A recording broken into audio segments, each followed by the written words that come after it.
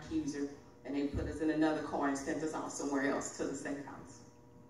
About 3 days later, an employee came. She said, Carolyn, you got to get out of here. We got to get you and these kids. Y'all can't stay here. It's not safe for y'all. It's not safe for us. We got to get you out of here. We got to get you out of here now. Well, what's going on? What do you mean? This is not safe. They put us on a bus. They sent us to the bridge in Pasadena. The man came to the shelter where I was at and said he was a victim of domestic violence and he needed some help. So he had my location. I got to the bridge in Pasadena and I had just missed another one of his victims that was leaving. They said, we've never seen nothing like this before. About 2 days later, one of the staff members came and got me. She said, hey, some people downstairs need to talk to you. I said, okay. I'm broken. I don't know what's going on. I'm just walking like a zombie, just day for day. And I get downstairs and it's CPS. And they said, Ms. Washington, we're going to take your children. Wow. You can't protect them, and we can't leave you with these kids. I said, well, what are you going to take my kids? Those are my kids. I had those kids. I'm here in the shelter. They said, Ms. Washington, we're going to give you this list. And if you break any of these rules, we're going to take those kids. Number one is we need you to go to the DA's office, and we need you to get you a restraining order. Okay. As the days passed, I went down to the DA's office, and I sat down, and they began to list and ask me different questions. And I was like, oh, my God, do y'all know him? How do y'all know all this stuff? They said, Ms. Washington, you victim number 4. We're going to give you that restraining order. Thank you, Jesus. Thank you. Oh, God. They said, you one of the lucky ones. You made it out. Thank you, Jesus. All right. Glory.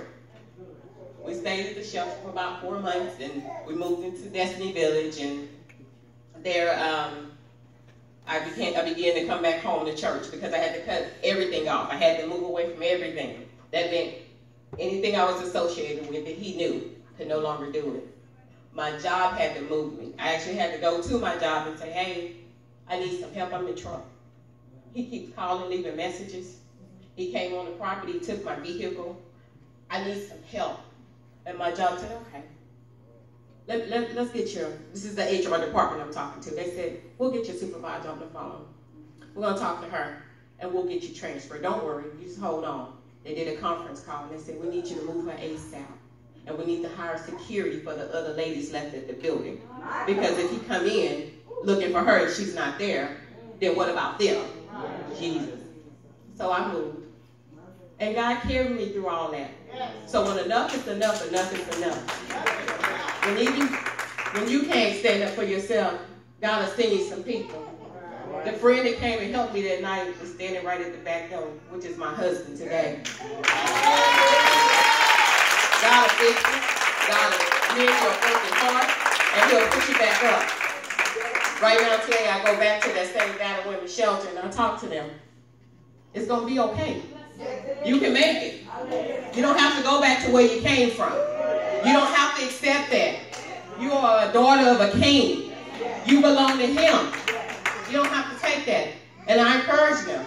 And once a week, thank God to our bishop, we are able to meet here with them. And we talk to them.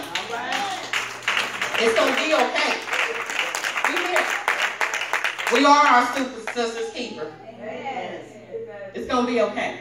You hold your head up. We're here. Got you. And I thank God for Reverend Markeisha, Natasha Johnson, McDaniel. God allowed me with these women, these powerful women of God. Tasha has Know Your Worth. She was in a broken place. And God had to pick her up and mend her. Reverend Markeisha has Worth. Women open to receiving the wholeness of God. And I bless God for that. God is building an army of women. Know your daughter's cry? We need to get with her. God is building an army. He's raising us to be helpers one to another. To let you know it's going to be okay. To let you know you can stand. To let you know you're going to make it. We get Sometimes you got to figure out which pink bill I'm going to pay first. We get it. But it's going to be okay. Because God is who he say he is. I bless God today, and I thank you guys for listening and taking the time. God bless you.